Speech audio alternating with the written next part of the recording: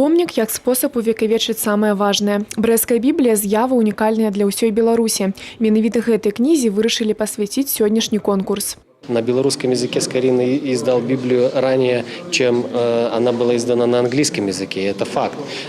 Плюс Брестская Библия в брестской типографии была издана на год раньше, чем печатная книга вообще появилась у наших восточных соседей. Это тоже факт. Я думаю, что такие события и такие факты исторические должны быть обязательно увековечены. Ганна Шаўчук – студэнтка Беларускага дзяржаўнага універсітэта. Дзяўчына вывучае камунікатыўны дызайн. Аб адкрытым конкурсе ў гонар 500-годдзя беларускага кнігадрукавання даведалася з інтэрнэта.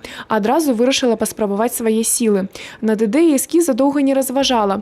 Рукі і адкрытая кніга. Вобраз памятнага знака сам прыйшоў на розум, прызнаецца дзяўчына. Первое, что пришло мне в голову, это то, что книга, она отчасти связана с руками. И даже не отчасти, а по большей части. Потому что, как известно, книга печатается руками человека, то есть на печатном станке, и дальше она передается в руки читателя. В моей композиции, как вы видите, руки держат книгу. Книга – это и есть та самая Брестская Библия. Усяго на адкрыты конкурс пададзена 10 эскізаў. Канкурсанты прадстаўлялі менавіта канцэптуальную аснову памятнага знака. Пазней яна будзе дапрацавана і даведзена да эстэтычнай дасканаласці. Узровень прафесійнасці і ўзрост тут не важны. Удзельнічаць мог кожны, была б ідэя і магчымасць яе выказаць.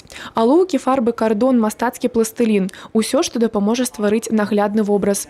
У складзе экспертнай групы скульптары, архітэктары, прадстаўнікі органаў дзяржаўнага кіравання. Библия без креста не бывает, верно? Поставили крест. Круг.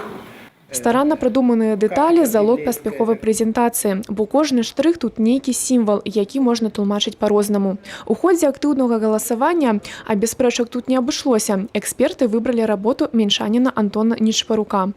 Стылізаваная адкрытая кніга з рэльефнымі малюнкамі і графічнай кампазіцыяй прыйшлася даспадобы большасці удзельнікаў экспертнай камісіі.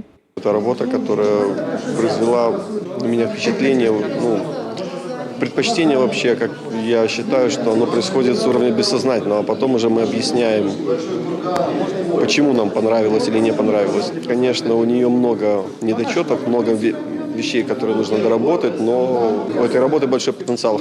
Нягледзячы на прастату кампазіцыі, менавіта ў гэтай звычайнасці можна знайсці дзіўныя рэчы, лічаць эксперты.